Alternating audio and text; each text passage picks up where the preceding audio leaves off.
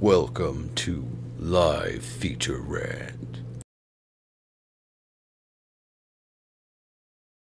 Hey everybody, welcome to today's episode of Live Feature Rant. Today we have Zenism over there, and I actually gotta make sure I've got the right info for you. Well, I'll figure that out during the show there. But because you kind of changed your branding a little bit now. Not sure. I changed everything. Yeah. Yeah, you did. It's actually when I was younger I changed my actual name, and it took like everybody in my life so long to get used to it. And it's the same kind of thing here, like changing any sort of name, especially when you're a streamer and have like a presence, like it gets a little complicated, but people are accepting it and it's going along nicely. So yeah, you can call me Zen is what people usually call me. Zenism is the name of my Twitch, is like my philosophy and my channel. You got it. All right. So by the way, everybody, we have a little raffle going for Station Cash card. I guess I haven't picked the magnitude of the card that's going to be given out. That'll be determined by, I don't know, attendance, how things are going and stuff. But anyway, we're going to be just very briefly touching on the elephant in the room, and then actually mostly going to be focusing on features and stuff that we want to see in Landmark. So as I'm sure everybody knows, Daybreak has let some folks go from various teams on Landmark, EverQuest Next, DCUO, a lot of people from the community, PS2. So it's kind of a big deal, but this isn't what we're going to talk about. That actually, there's going to be a lot of discussion about that over the next coming months, and honestly, I want to keep things positive here. So what we're going to be doing is talking about features that we want to see in Landmark, not like big grandiose features like, oh man, I want like Besieged but with Landmark stuff. That would be a much later sort of thing. I'm talking like realistic, like quick features, things that shouldn't be too huge of impact and really add a great deal of functionality and flexibility for the players. So joining me rather to discuss all of this is Geo, who, man, awfully quiet. Usually you I'm just letting you do the whole intro. Get everybody. I'm doing my best to avoid talking at all about the elephant in the room, and so I let you do that whole thing because I can go on for days. But to talk about we're going to talk a little bit about some quick features, and Landmark is in general an interesting game when it comes to quote unquote quick features, because we've only seen the major systems coming into play so far, as with Landmark as a game, and usually the kinds of quick features that I'm assuming we're talking about, you're not going to see these implemented until later on in the development process. So it's I feel like there's still so much room and potential for lots of these really awesome quick features, and with a game like Landmark with the sandboxy nature to it, there's probably so much endless possibility, or endless. I didn't have to say both. There's endless possibility really to the amounts of little small quick features that we can add, and I'm really excited to talk about some of the ones that you've got here in your post on the forums. Yeah, so I kind of got this started. I was taking the initiative, not knowing what events were going to be transpiring today, just thinking, oh yeah, these are a few good features. Let's kind of pitch them and see what happens. So. Going off the list here, the first one is the ability to designate a claim teleport location. So right now, if you teleport to a claim, I have no idea where it actually teleports you, if it's a specific corner or if it picks a chunk or how that is. But however it works, it kind of leaves a little bit to be desired, honestly. That's it's something I actually started noticing in the project I'm working on. When I teleport somewhere, no matter how unloaded or how rough the terrain is, there's this little platform underneath me that I can always stand on and be safe. So I know exactly where I'm teleporting to because I've specifically designated that location. That's the sort of thing I'd really love to see in Landmark, is being able to specify places for people to teleport in. Maybe you want people who teleport to your claim to start in a cage, and they have to, go through some maze or puzzle to find their way out. Fun stuff like that. What do you think, Gio? This is this is something that I imagine that they would eventually have to put in, right? It's a feature that is pretty necessary because, like you mentioned, as it stands today, you're falling through the world, you're going swimming in a sea of nothingness if most of the time, or you're falling to your death. I mean, that's happened a few times, and so with those things happening, and with the eventual position in which they wanted to place Landmark as what I guess it seemed like it was going the direction of being it seems like it's going the direction of being like a sort of like open world battleground instance battleground arena. I don't even know what the formal way to say that is, but it seemed like it was going to be, a lot of these like dungeons, like obscure dungeons in the middle of nowhere that have like their own sort of vibe to them. So if you're going to do something like that, have yourself teleport from an open world into a very specifically themed place. It makes so much sense that they would give you that ability to have to place the person exactly where you need them to be. Otherwise, that could take away from the entire experience. Yeah. Actually, we could even extend on that. The idea that the non-build area around your claim, that anywhere in that radius you can actually put the claim teleport location. That way, instead of actually landing on the property where there's a higher chance of failure, you can have the people start somewhere in the procedural terrain, which draws very easily because the computer just looks at an algorithm and puts things there.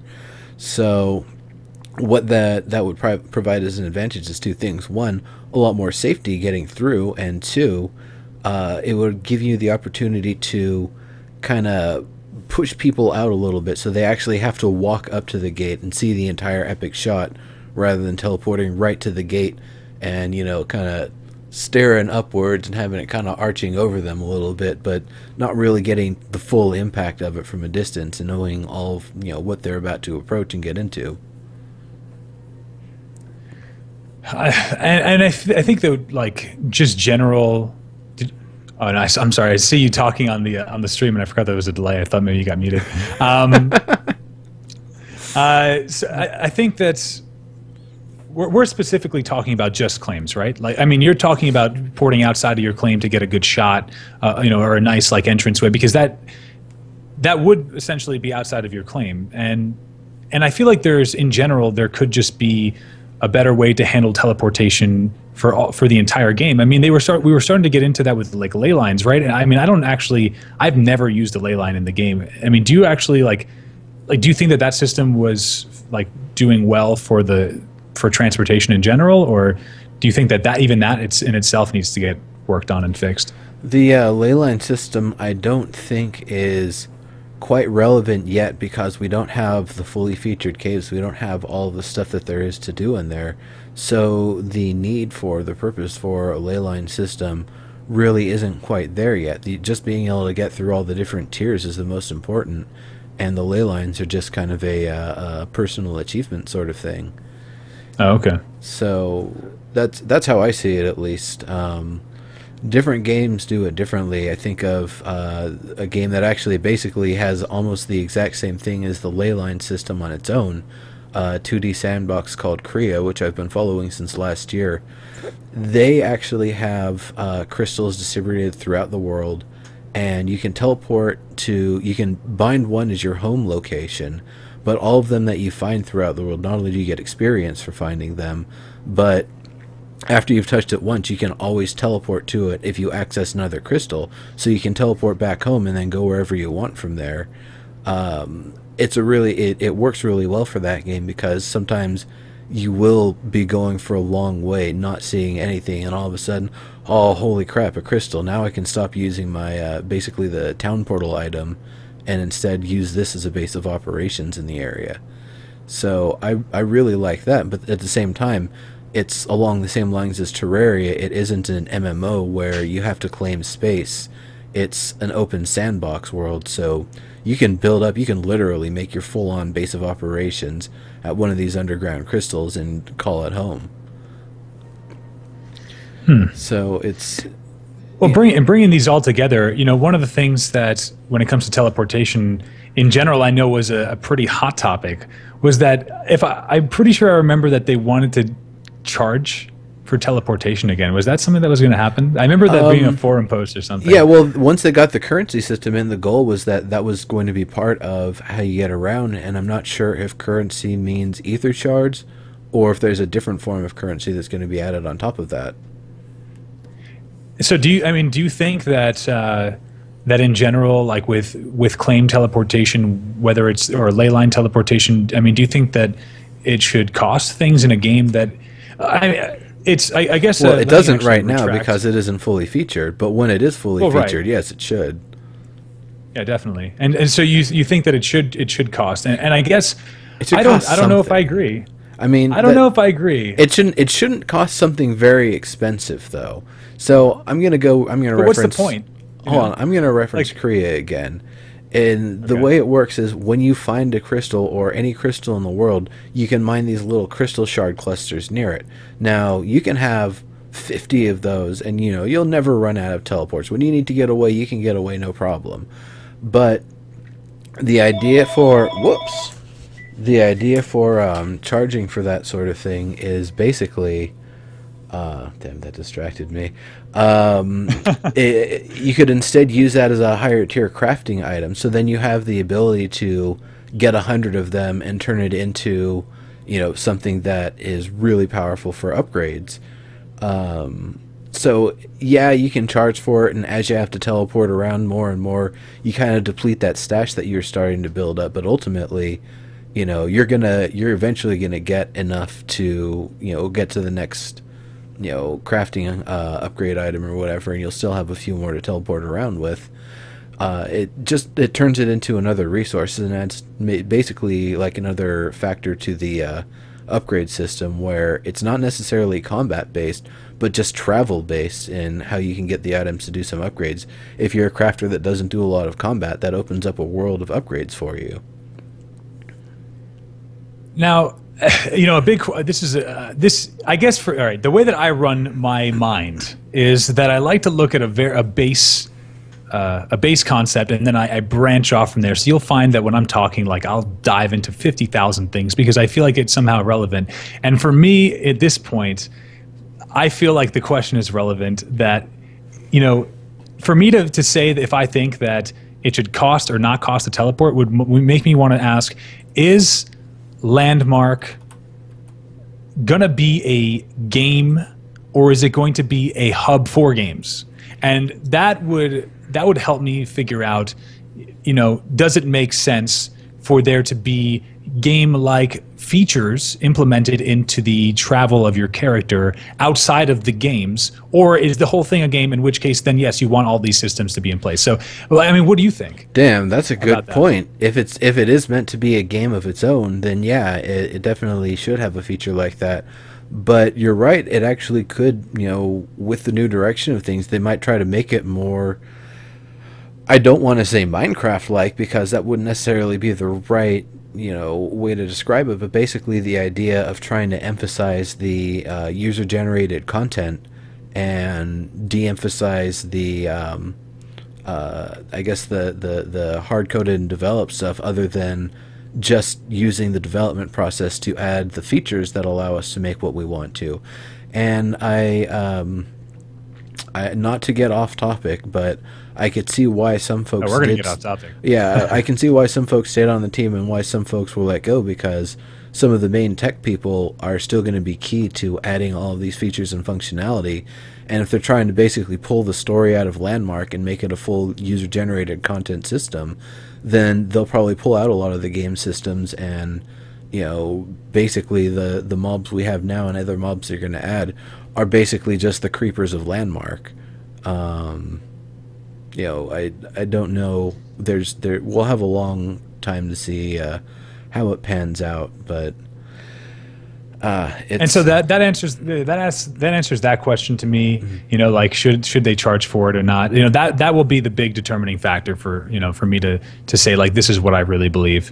But I mean, other than that, like no matter what they do, definitely love this idea of designating your claim teleport location. It seems integral to either way, whether they make it a game in a game inside of a game, or if they make it the whole thing is just an overarching giant game, whichever way they go, I think that's necessary. Yeah, it definitely would really help out, and I'm glad that you went there because I actually did want to get onto the next item here. This one actually sounds like an easy one, and I'm pretty sure someone on the team probably could just, if they're allocated 4 hours or maybe a couple days at most, probably get it done. And it's just reverse diagonal wood. Right now, we can do what is it? The north. I have it written down here. We have the northeast southwest orientation of wood, but we don't have the northwest southeast. We have one diagonal, we don't have the other. So what that means is you can make nice, beautiful looking posts with the 45-degree wood to them, and it looks perfect. But then when you do that same post on the other side, it looks totally broken because the diagonal doesn't match it at all. So it would be really nice if we could have, even if it's just for the planked ones and not for the raw wood. The raw wood's probably fine for it, but the planked wood, it would really, really, really, really, really help. I mean, and on a basic level. Oh, I've done plenty of building. Yeah. But I couldn't agree more. For like as we're talking about quick features into Landmark, like you said, this would be something that would probably be very, very fast for them, or fast in the development terms, and would solve a lot of big issues that builders run into when it comes to making the build look cohesive. But I mean, again, the way I am, like I feel like this as a concept is so awesome. Like the ability to really take a texture and to manipulate it in any way would be an awesome thing for us to do with, in many different aspects. So everything from taking, reversing or switching the way that the wood is facing, or changing up like different stones. Like they gave us the ability to say, okay, from your template, from your what's it called? I haven't played Landmark in this long. Palette? It's crazy.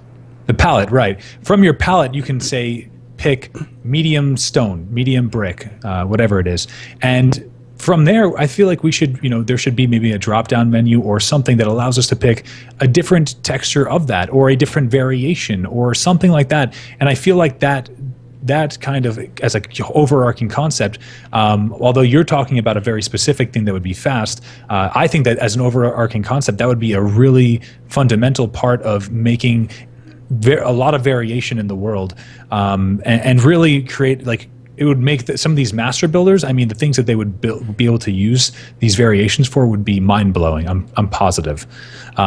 So another small concept that, when looked at in the big picture, I think would probably be necessary in order to continue to make Landmark as awesome as we want it to be. Yeah. I mean, I can think of a few other things that I'd love to see, like just all of the different stone types having the full array of bricks. If I remember correctly, is it like Amaranthine or one of them that still doesn't have all of the different brick patterns? And it's nice to have all of them available. I actually love to see all of those brick patterns and stuff done with all of the gemstones as well. Yeah, that's what it is. Alabaster and Amaranthine. Yeah, those would be lovely. Amaranthine's beautiful. I would really like to see some nice, polished textures with it. Well, as far as when we were building Alara Aranye, that giant high elf build, we ran into we wanted to use Alabaster like a lot, because Coin is here. He was helping us build on that, and I'm sure Coin remembers we actually had to settle with like some pretty cheesy looking things, because at the time we didn't have very many options, and the things that were high elf like Alabaster I thought would have really been nice, like a sort of chalky white. Yeah. And yeah, I actually speak fluent Spanish, so that's probably why. The Alabaster would have been like a really perfect addition to that. And in that sense, with talking about the wood and whatnot too. And Zach calls out cloth colors too. Yes. Yeah, back then we didn't even have cloth colors. Yes. Yeah, seriously. I don't know. This actually is a good thing for us to talk about because it has to deal with textures and it has to deal with being quick, and that's what this show is about. How quick or how long do you think, as somebody who has a pretty good understanding of game development, like how long do you think that it takes them to create one texture, just straight up one texture? Now, are we talking about the business economics, like you have to build all the foundations and then you get to make the first one and call it good? Are we talking like that? No, or are we I'm talking about like right now. Where they're at like right now? How they literally just need to send it to an artist, the request to an artist. They fill out the request, which basically they already have a lot of the materials and stuff set. It's just a matter of applying the textures that they already have and recoloring them and maybe redoing them a little bit. But they definitely already have a lot of the features to do it. Just maybe they haven't been allocated the time and the efforts to do it. Ultimately, I said 4 hours to 2 days, and the reason why I say that is the artist shouldn't take a terrible amount of time to do the process, but then once it's done, they need to get it approved, get it to a producer, have the producer get it to the build master, and have the build master get it in the build.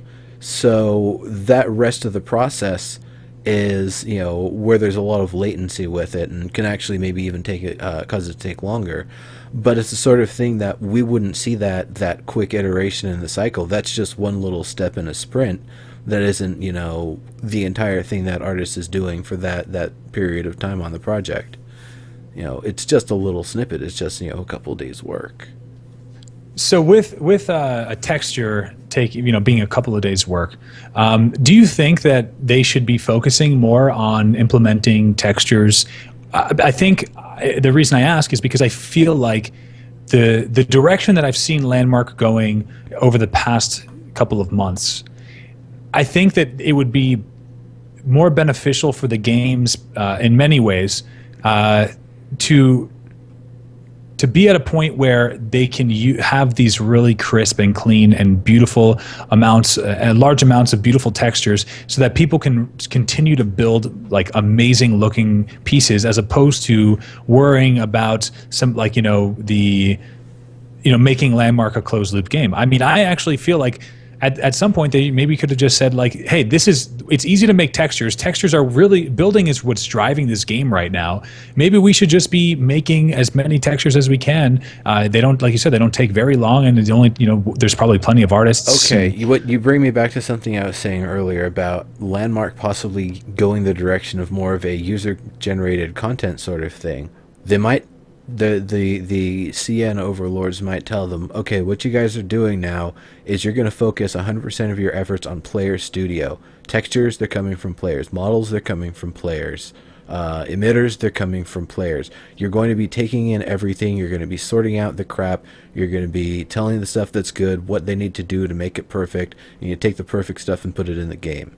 I have no idea if that's the plan, but if they're going the route of user-generated content, it probably sounds something like that, but in a much more like 1940s voice with the cigar hanging out the mouth. That's funny. Yeah, we have no idea, and that's why it's something I just didn't want to talk about this week, because or at least not today on this episode, and probably not on this show in general, because honestly, we have no idea, why the decisions were made, and it's going to be a long time before we have any insight on that. So for now, let's focus on what we know. Landmark is awesome. It's in a good place, and it's still going to be something that they focus on. They're not going to abandon it, but it's definitely, for what we've seen today, it's definitely going to be taking a refocus. So, having the ability to make custom textures, submit them, and have them approved. They said from the start the stuff that us players have been able to do just blew them away just by leaps and bounds. So why not extend that to everything and, make it that we really help them make all the stuff? I'd really like to see it go that direction. But it has an extent to it. Like, they're probably not going to give us any programming stuff. Making an activity sounder, and that's the next one on the list, that's not the sort of thing we would be able to do necessarily. Or if it is, it would be a very, very specific amount of stuff they would allow for us to do, and then we'd have to submit it to them, and they'd work on it in a stable environment, and then see if it can, they can build it into the code and stuff, and make sure there's nothing, they'll pour over it, make sure there's nothing nasty in it anyway. But that also means they would have to open up and let us know either what scripting environment they use, what sort of, languages, or make something that we can give them something in a specific scripting language, and they can convert it to something they can actually use. So there's a lot of security constraints as to why that wouldn't be a player feature. But let's not talk about that. Let's talk about what we actually would want to see that activity sounder doing. So yeah, it's pretty much. I want to see toast textures. There you go. I'm That'll go great with cheese voxels. I'm whipping these out because it seems, I think that, it's been, like you said, we've been talking a little bit about it here and there, hinting at it. It's been an emotional day for everybody. And so in the middle of the show, we just need to take a dancing toast break so that everybody can maybe, people remember, guys, it's happy times. I mean, things happen and times move on, but we always got toast, and these toasts, look how happy they are. You just got to be happy like these toasts. Oh, damn them. No way. Dude, how do you have that and have never showed that to me? I've got them in all the colors. That's got a story to it. Are you serious? So when I was interning there, one of the artists kept messing with me. She kept swapping out the various toys and stuff I had on my desk with other things. And when my internship ended, I thought I was coming back, so I didn't really worry about it too much. I just packed them up with me. Turns out I never came back, and we never ended up hanging out, unfortunately. So I got a few of them in all the different colors, plus the plushies of the Kugra and a smaller one of, I can't remember what it was, with the blue one with the funny ears. I'll have to take them down sometime and show you. But yeah. That's amazing. Yeah, definitely. Well, anyway. So yeah, it's all about happiness, guys. Come on. Hey, I've been in the industry a little bit of time here. Like, it's 2003. I think about it, I was like, man, that was some bullshit working at THQ, but I really have been in the industry for a bit now. I guess I should watch my profanity still, but I don't know if anybody is monitoring that sort of thing these days. So, yeah. All right. So next you had on here. Do you mind if I read this one through? I'll actually read the entire thing for the activity sounder, or the next one after. Yeah. Oh, the activity sounder. Oh yeah, go for it. That's a great idea. All right. So Neuro, as we get, do you want to post this here too, so people can maybe take a look at it? Yeah, here I'll post it again for folks. That's a great idea. Yeah, and so we're kind of going through this list and looking at some of the quick ideas that Neuro's come up with, and he put up a post on the forum. So I'm going to read through this next one. It's called Activity Sounder. This could be designed to work in two ways. The quick and easy method would be a sounder that highlights players and creatures throughout the terrain. A more complex version looks like a queue left on the server and in the past 5 minutes to 1 hour, showing the players that have been in the area taking actions. Okay, I get what you're saying there. And these will help players feeling lost and alone in caverns find allies or something to brawl with, or at least know that a major party just came through before them, and that's why everything is empty. So essentially, it's like the Gem Seeker's brooch, but for like player and monster activity. Essentially. Yeah. Basically, so you can tell who's been in the area, what's gone on recently. You can know if you're alone in an area, if you've been alone for a while, or if somebody else has come through recently. You have an idea if there's danger up ahead or not. It's something to, and it doesn't even have to be specific. It could just be blurbs rather than actual silhouettes of the things. Whatever would be the easiest. But just something to let you know, where stuff's at, what's been going on, and give you some context to, you know, what the area is like and how, you know, how it's been for the past little bit. There's a lot of ways that it could be approached from a programming perspective.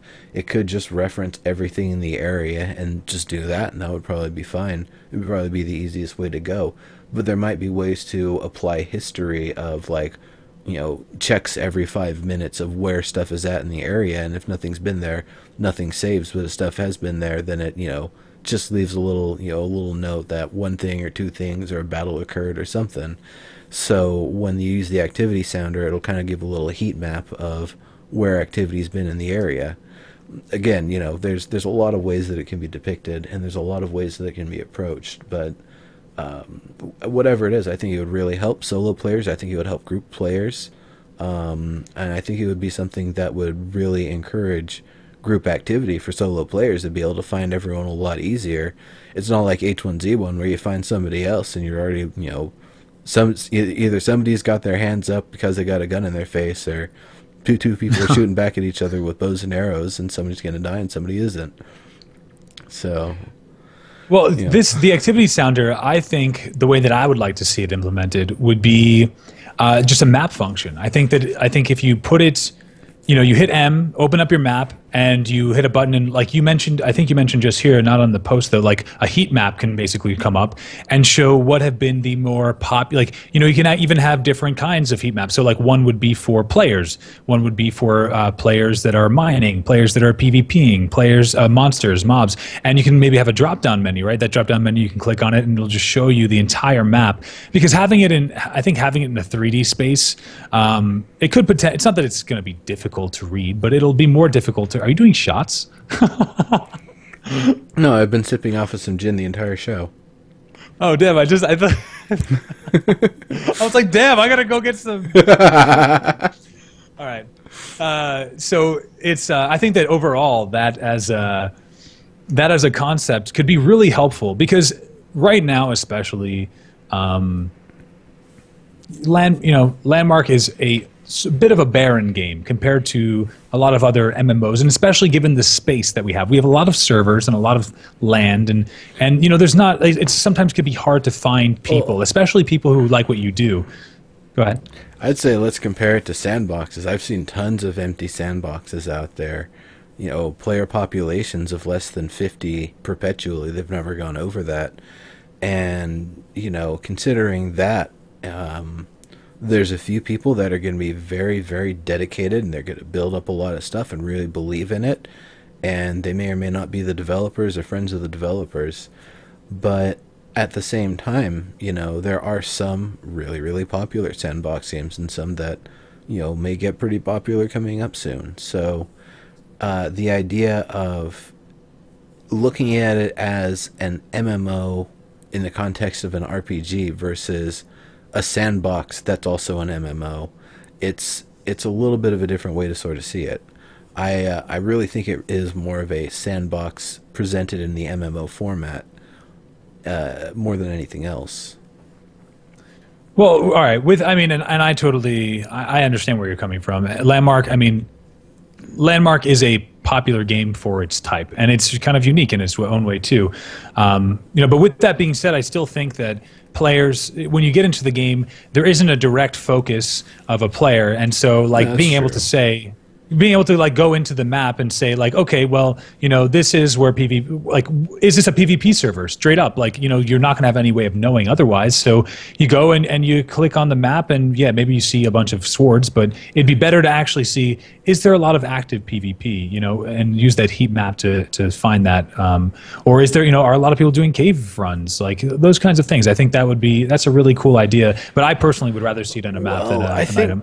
I think that might have actually been where the journal is going. They said that the journal is kind of like an extension of the row song, only in Landmark format rather than EverQuest Next format. So it's going to be a little bit more neutral. It's just called the journal. But I think that was the goal, and probably still is the goal, is to extend the functionality of it to help you kind of find where the action's at and what's going on in different areas, and maybe find groups. So I don't know, you know, maybe both would be good. Maybe the journal version to have more of a just a zoomed out version to know where stuff is at, versus being able to use the the sounder tools or whatever to kind of have more of a fine comb look of what's in the area, but it doesn't extend as far. So you could maybe reference between the two of them, or if you're trying to find somebody, just use slash location, and you'll be able to, you know, eventually make ends meet. I mean, I like the idea in general. I think it's a solid one, Neuro. And one of the many solid ones you have here. I've actually liked all of them so far, and I think that, you know, specifically for what you're saying, this is the one that I think most resonates with me, mostly because it's one simple tool, but it will solve a lot of issues, or give a lot of like, in just the one tool itself can do a lot for the game. So do you want to go through the next one? I'll let you read the. Yeah, I think that would be a great idea. Full ore veins. So many months ago, it was explained that teamwork should be rewarded, and that we should never resent seeing another player. But the amount of material per player effort from getting ore and stone nodes could be a little bit more optimal for groups. I'd like to see ore veins which go much longer. 100 meters or marks or whatever, or more, maybe as long as 1,000, and pass through tiny pockets where danger may be contained. Fiery fungus, trapped slog party. Excuse me, slog. It isn't slaug. It is definitely slog. I remember they were saying on one of the Landmark Lives they regret putting in AU there. So I don't know. I should probably be Smaug from it like Hobbit. Yeah. Well, no, that's probably why I was influenced like that, and everybody says. I'm thinking they should change it to SLOGH, slog. There's no messing that one up. Poro would definitely, just watch out, guys. Poro's in the chat. If you say something wrong, she will correct your grammar. You will get hit by a random hard object. Anyway, so yeah, it emphasizes the need for teamwork. Whoops, typo. To mine a vein in full safely. So basically the idea is that if you tink on an ore vein, you know, you'll get through it pretty quickly, and you have to find the next one. We have the sounder, so it's kind of easy to find them, but it's still a hassle to run between them, especially if there's a lot of enemies in between. The idea is that if they go a lot further, then there's the risk-reward factor. You could maybe only go 50 marks and then stop, knowing that there's no, you know, relative danger that you usually see at that depth, versus if it's, you know, a much larger vein, you might, you know, go through and then stop every now and then to make sure you haven't broken open an opening to some, you know, dangerous area. You're not about to make a bunch of lava pour through on your head. Or have somebody, you know, if you've got somebody around that can at least revive you, then you have one person go forward, and if they get the lava on their head, that's fine. You just revive them afterward. You collect that lava. Well, yeah, the day we can collect lava will be a pretty awesome day. Oh, here we can. It's called stone material. Well, okay, I know. True, I know. true. I'm just teasing. Yeah, Lava that matters. Lava that matters. Okay. The lava in there doesn't matter. No. It means nothing to me. No, it's just a pretty painting. It's I think it's a really good point. Again, the overarching question is Landmark a game, or is it a open world where many games will exist? I think that, you know, I personally have, like, I found myself many times as a streamer running around, exploring the world, collecting veins of material, and it was fun. And it was a nice thing for me to do passively while I interacted with the stream and the chat and had talks about, you know, like what we're talking about now. But having giant veins of, you know, with, I don't know how much material you would say like would be in this vein.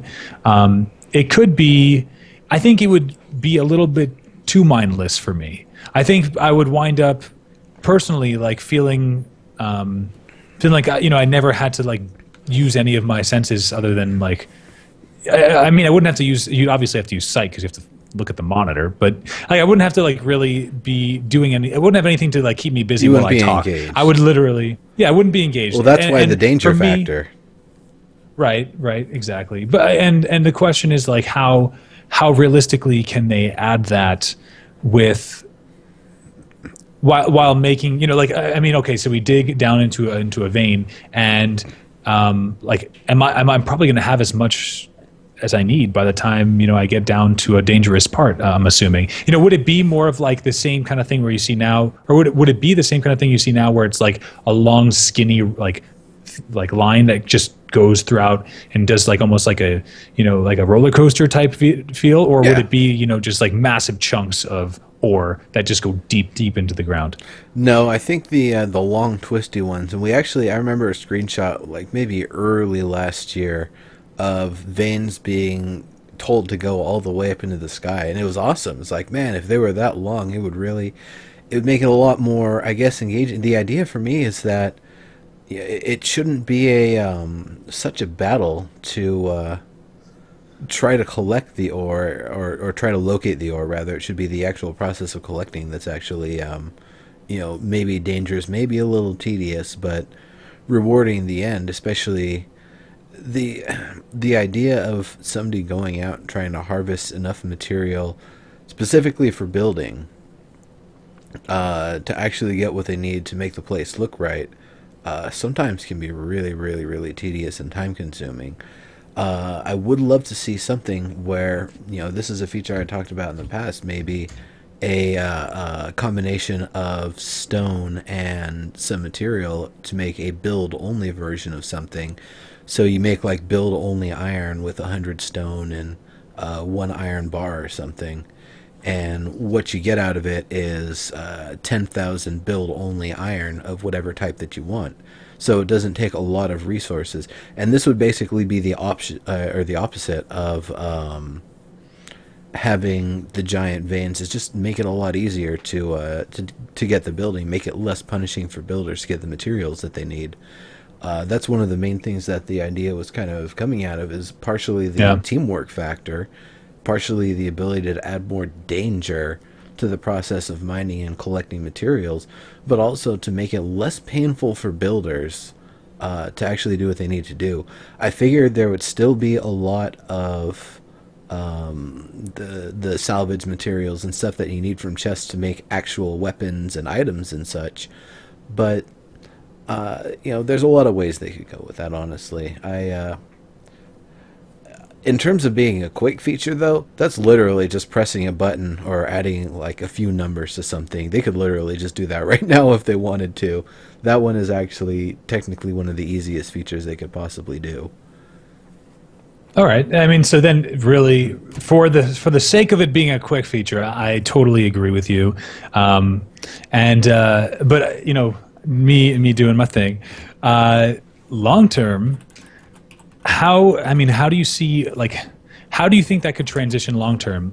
Do you want to, like, do you think that would be a good end game for ore, or is there something different that you would want to see, like, for an overall long term fix for the game for ore? Honestly, damn, I'm already through my booze. I would need to pour up another one. I'll get you guys after the show, don't worry. But to me, it's still Star Wars Galaxies is the best material system that ever existed in any game ever. And the closer any game gets to using a system like that, the happier I am about it. Because what it essentially means is a fully modular and essentially procedural material and crafting system. It can be approached in various different ways. One that I've been referring to recently, our friends over at Edge of Space basically do it in such a way that you combine things in a refinery and you'll get, based on the amount of stuff that you put in, a whole pile of whatever refined material of a certain type.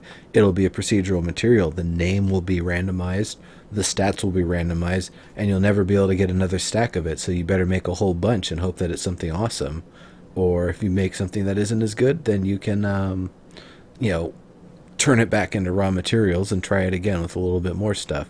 So something like that I think would be really awesome. But that's kind of going back to the idea of more of a modular crafting system in general, and that's something they want to do once they get the altars in, to allow us to kind of push and tweak stats in different ways and potentially add other features and attributes to our equipment.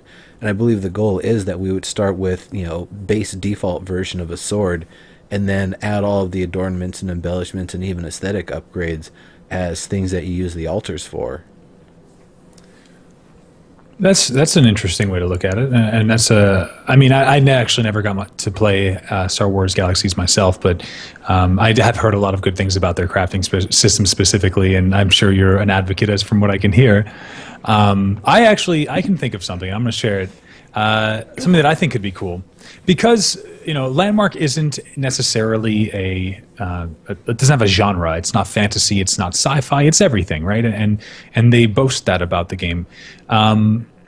I think it'd be kind of cool if they made it so that you could find large like quarries or places with certain stones, certain gems, etc., where the land was abundant with them, and players can claim that land, and maybe it's like open destructible or something, like open PvP or destructible or whatever, and that land, now you can actually build with voxels and probably with props, like mining structures or mining machinery, and like over time that can you can use that to like generate generate the ore, generate the stone, and then you can sell that to the market. I mean, this is of course late game, very, very late game, but I actually would really love to see us be able to go away from the basic pick to the ground method, because I feel like that's silly. Like as an end game technique, it's silly to just like say that like every single person gets ore by hitting the ground with a pickaxe.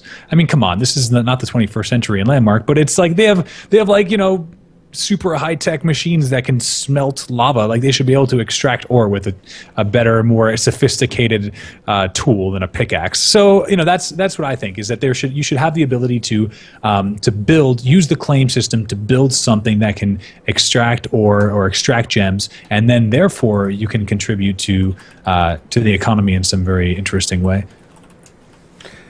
Yeah, that actually is something that I thought about being able to. It almost sounds more like what you would do in, say, an RTS or a Sims type game, or like a Tropico or something, where you set up an establishment in an area, rather than right now we're just kind of like digging all willy-nilly with our little picks and getting the ore, maybe pulverizing around it first to expose the still kind of turd-like shape, and then mine it in the free air.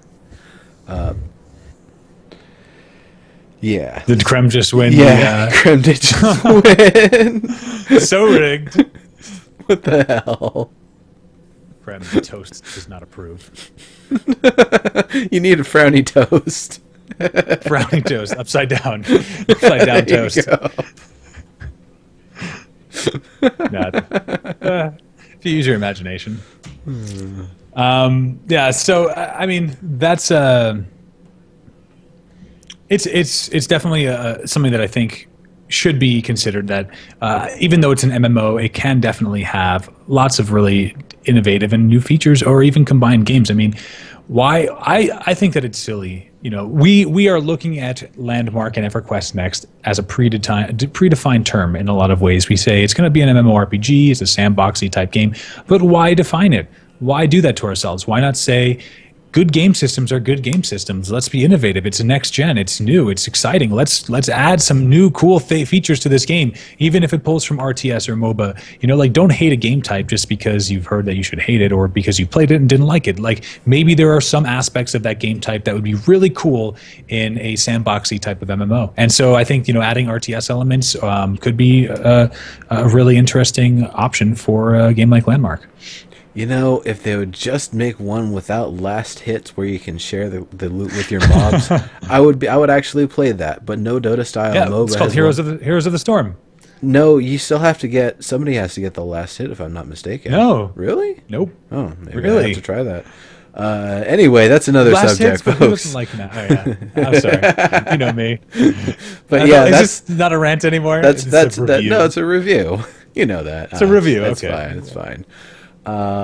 So I think was there anything else you wanted to say on that one? No, that's it. Okay. I just am enjoying taking your quick ideas and totally making them like lifelong endeavors. Yeah, no, there's a lot of ways they can be approached. There's no right way, there's no wrong way, but just so long as it's done, I'd love to see it.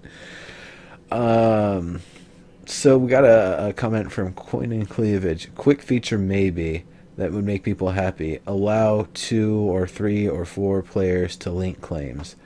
I would love to see that, and a lot of folks would.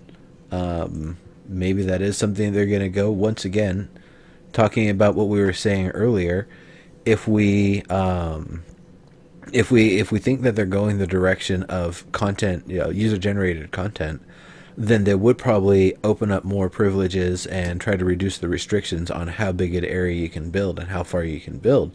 I don't know how they care about performance and that sort of thing, or if it's one of those things that they're just going to compromise on. It's like, yeah, you can make a place as big as you want, but you have to use old school like level design techniques. Otherwise, you're going to be seeing everything at a time. I think of like when I was making maps for Unreal, I think 2004 or whatever, for a game design class I was in. The idea of viz blockers, the idea of not viz gaming viz blockers, but there's things, basically doorways and walls and hulls and masses and stuff that you use to basically cut off visibility. So when that door closes, it's the viz blocker turns on, and everything in that room that you would have seen when it was open no longer renders. I think they still have a lot of optimization to do with a lot of that stuff, but on top of the optimization, I think it's something that the players actually also need to be able to be aware of and have some way to control a little bit better, making it not have to draw stuff that it doesn't need to draw. And there's a little bit of challenge with that, because voxels, you can make voxels smaller to the point where voxels that should take up the space in a wall that you can't see through, rather, instead it's this little micro voxel window and you can see through it. So it kind of makes it difficult to have all the anticipation you need for that sort of like viz blocking system. It's tough. It's really tough. Well, I mean, but how many claims can we have together now? 9 plus 9? A separate route somewhere else. Okay, I feel like they could, there should be no reason why we can't have like, 2 players, 2 players, 2 players, and that'd be a total of 6 claims. So that would actually be, less visually intensive. Like if you have, then what we have now with, somebody getting 9 claims for themselves. I mean, I don't know. I think that's what they're talking about is yeah, combining my 9 with your 9 and someone else's 9 and right, then another 9, and then being able to... Well, you could kind of already do that in a sense. Like you can give somebody, if combining, quote unquote, like you can already give people permissions, right? So like you can have these like multiple build permissions. I think that it's cooler though, like that if you like, you claim 2 and then literally right next to those 2, somebody else can claim them. That way there's totally separate claims, because like if we want to just build together on a 9 claim place, we could just share the ownership. So yeah, well, it's definitely something. Unless I'm totally misunderstanding. Yeah. I think people just want a lot of folks want to be able to build much larger stuff than we've already been able to max out the space that we've been given with 3x3s, fill every detail, and really be able to justify a reason for more. So what more space would be able to allow is if you like to build 9x9, you can also build up the surrounding terrain and area to match with it, to kind of almost terraform, so that entire space is how you want it. That's one way people could, a lot of extra space for, good effect. Damn it. Sorry, folks. I did it again. All right. Did you play with my heart? What was that? No, never mind. What? Nothing. I wasn't quoting Britney Spears. I don't even know who that is. You want to get? So we have one more to go through, right? Yeah. So color sliders for lights. So right now we craft a single prop that has a color to it and has a specific type of light. We have the spotlights, we have the light orbs, and we can craft them in a few different colors. And they use the different lumicites to make the different colors of it. And I understand that as a resource-based way to make the lights. However, going with that design route also means that we don't get access to more robust lights. So let me kind of go through this one here. What it is with color sliders for lights. particle effects may be tricky to tune and look good, but colored lights, the lumicide orbs and the spotlights, should be much more modifiable. Even a range of 16 increments of red, blue, and green, or yellow if it makes more sense. I think RBG is how we're working in this color system, and intensity that can be configured on lights would be fantastic. When we get more logic systems, this would allow for more smoother and fancier lighting configurations while reducing the number of props and light sources needed to get a certain look in an area. Disco ball, anyone? So it's linking and triggering could go into that too. Yeah, that's what I was saying about with the more advanced logic systems, being able to have it, instead of just having a light that shuts on and off, actually having, mood lighting, have it go fade in, fade out to the different, you've got your dining room or whatever, somebody presses a button and, it lowers the lights so it's all nice for everybody, or, that sort of stuff, or strobing lights, blinking lights, different lights looking different ways, different colors. I mixed for the Landmarks of Landmark Brewery that I've been working on, I mixed an orange light with a red light to try to get a nice amber color to kind of represent the color of beer, and I'm going to be using that throughout the facility. That sounds cool. That's 2 lights where I'd love to use just one. Yeah, and I mean, do you have any idea why they haven't done it like this? I think it's just because they built the lights in the way they did, and they haven't gone to make another pass at it. Creme. I think it was just because it was the resource-based way to get specific lights, and instead of something where maybe you just take a few of each lumicite and just make a light that does everything. It might have also been that it was just the easiest solution. They just didn't want to go back through, or they were waiting for an overhaul in the lighting system before they do it. I know that's actually due on H1Z1 is an overhaul of the lighting system. I think that's going to be later reflected and transferred through PlanetSide 2, Landmark, and of course EverQuest Next will use whatever the most advanced lighting is when it is available. So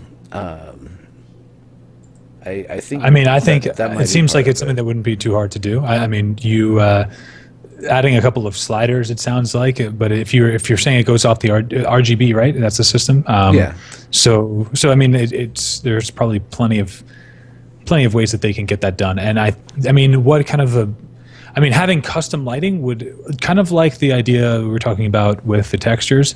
I think it would just be something that maybe overall wouldn't be a big deal, but for like the advanced builders who are building some really incredible things and could definitely use some variations or some very specific colors to really just get that last effort to tie it all together. It would make some of the builds just look absolutely astonishing.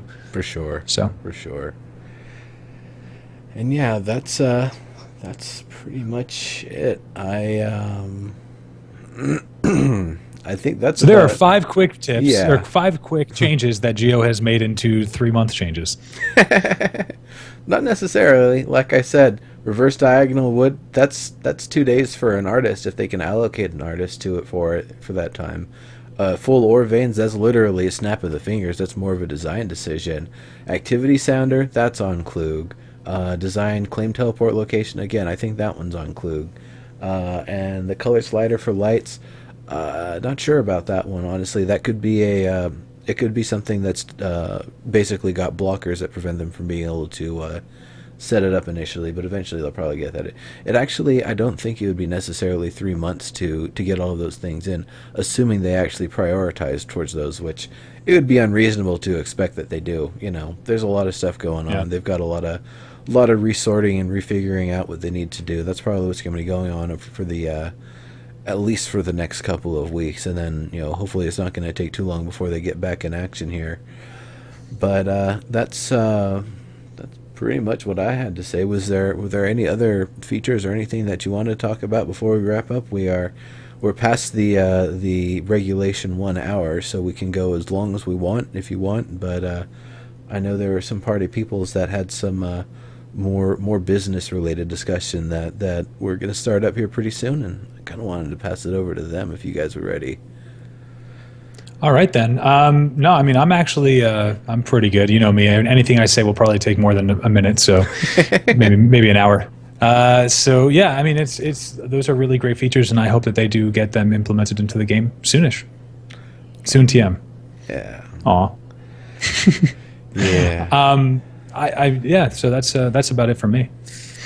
All right. So there's two parties where we can go to. The first one is where our good friend Reverend Kremchek and our other good friend Serial, one of the first guests on Live Feature back when it was Live Feature Rant, they're going to be doing some business talk. On top of that, Geo here, why don't you let us know about the one that you're going to be involved in?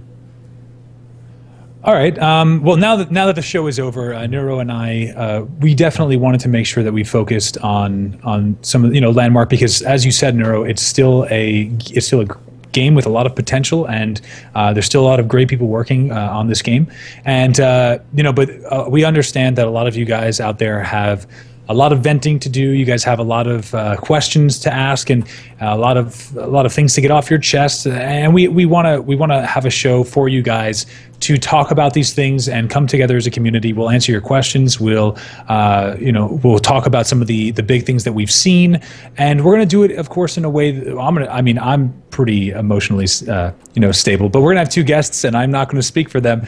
I know that there is a lot of emotions going on, and we're going to do our best to have a positive light, but really go through all the things that have happened, what we can take away from these things, and what we can kind of guess will be the next couple of weeks of the future. So we're going to be doing that over on my channel in the next couple of hours. So if you guys do want to, get in, talk about some of the big changes that are happening over at Daybreak Games today, feel free to stop by. If you want to throw a follow over to the channel, then you can definitely see when we're going live.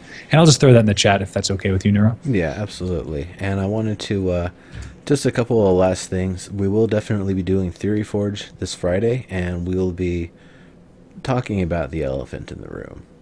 It's it's gonna happen. We're all gonna come together on this one if we can. So definitely be there for that. And the one last thing, everybody here and everybody out there, I'd like to see if we can organize something like a nice send-off for all the folks. Whatever it is, let's see what we can do. Can I actually promote something that's already started? Oh yeah, go for it. That'd be great. So SOG on his website, sog.tv, he's starting up like a forum post, like a sort of post type thing, where we're all kind of writing a little bit about how we feel, and it's mostly trying to keep it positive. I mean, I'm pretty sure we're just strictly trying to keep it positive. As a thank you to some of the people, and then we're going to try to make sure that we get this out so that they can see this and realize how many people really care about not just EverQuest Next and Landmark, but really, really care about the future of them as individuals. So I'm going to try to find it really quick somewhere on the Skype call that we had earlier. Let me see. It was in the discussion there. If you see it, you could throw it in. Oh yeah, I can't click over, otherwise your camera goes away. All right, hold on. Keep it busy. Yeah. No, here we go. I got it. All right. All right. There you go. I'm going to go ahead and I have to type it out. So once again, feel free to go over to this website and just put some sentiments down and let people know how you feel. I actually am going to get the direct link. So cool. Okay. There you go. Very good. Very good. So I haven't seen them start up yet, so I'm not sure. I think it's going to be Serial on his channel. The Breaking Booze episode of News, and More Booze.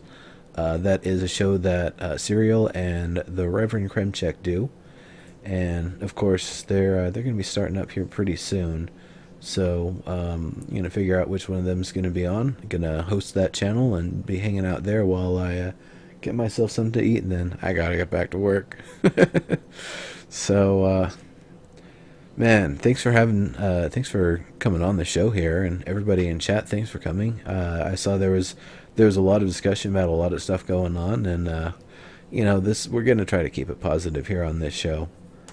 So I think it's more than just this show. It's a good mentality to keep moving forward. I know a lot of people have invested a lot of time and money into the future of this game. So why make it all for nothing? Keep looking at it and have fresh eyes, keep it positive, and let's hope that we can really push this to be something. Something close to what we want, if not better or worse, or who knows, but at least it's something. And if we really become negative about it, then we're going to get nothing close to what we want. Absolutely. So that was a little preachy. I'm sorry, but you guys get what I'm saying. That's fine. It definitely makes sense. So on that, we're going to be wrapping up. Like I said, we'll be bringing the party somewhere later. I still never got your info sorted out down there. So I know you're at Zenism. YouTube.com/ are you still, is it Viz Gaming LM? Dude, I don't even, yeah, I think so. I don't even know what my YouTube is.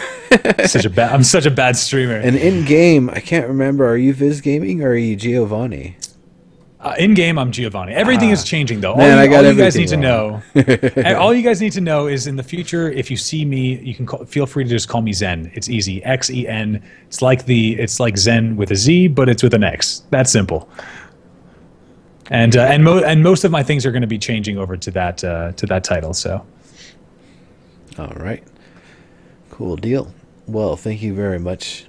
Really appreciate it. Oh, my pleasure. Are we waiting for Kremchek to come on? Or? No, I'm just going to wrap it up. All right.